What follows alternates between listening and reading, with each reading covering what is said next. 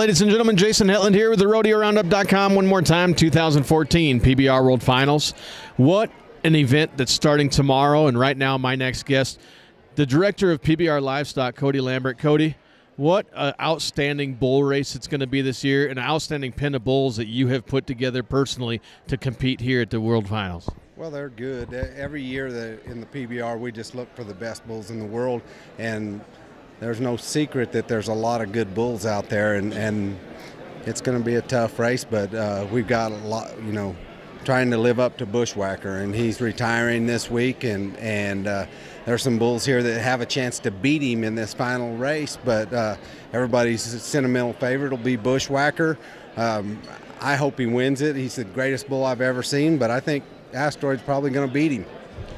So you heard it directly from the livestock coordinator. But you know what? And let's talk about it. I mean, what all goes in to getting a bull chosen for the PBR World Finals? Like you said, there's a ton of great ones, but we see you on TV week in and week out on Pure PBR, and we thumbs up, thumbs down, and they talk about it. But what really honestly goes on, and what do you look for to say yes or no?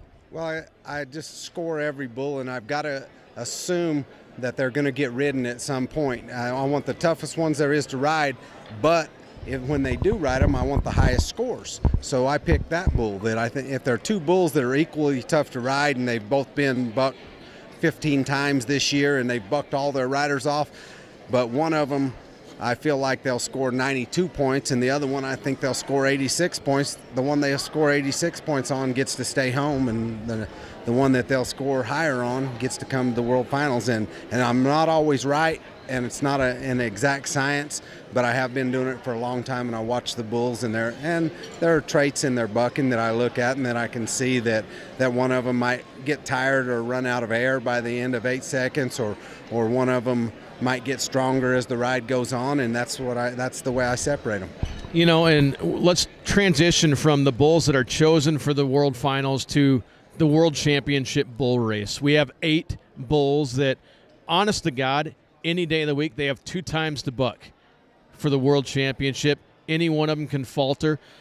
How does the score now? Is it a clean slate for the 8 bulls coming in here for the World Champion bull race, or is it cumulative throughout the year? How does that race coordinate by the end of the year standings to figure out who is the champ? Well, the top bull riders in the world voted on what they thought were the best bulls, and those are the bulls that qualify for the race here, and they do start even. It's a clean slate, and it's a sudden death event for them. So if they have one bad trip, they can't win it. It's like a world championship in football or something, coming down to that final game. You can be undefeated going into the Super Bowl. You can play another team that's lost 4 games but has won all through the playoffs, and they win the Super Bowl. They're the world champion, and that's kind of how the bull is. It's a sudden death, and the winner of the last event will be the world champion. Now, we talk about a brand new event this year that just happened 3-4 short days ago at Huntington Beach, the bulls on the beach. Is that, in your mind, is that going to affect the World Championship bull race, or are those animals going to have time to recuperate and to be able to perform at the top of their game just because Bushwhacker was actually taken out of that competition? Yeah, Julio opted to hold Bushwhacker out so he would be fresh here. It kind of depends on the individual. Mickey Mouse was in there and didn't have that great of a day, so I think it will really help him. I think he'll get loosened up and be ready to go. Some bulls buck better the second time or the third time in 1 week, and some bulls need to freshen up. It's just like say a pitcher in baseball. Some of them need more recovery time than others do before they can come back at their best, but they all have to warm up.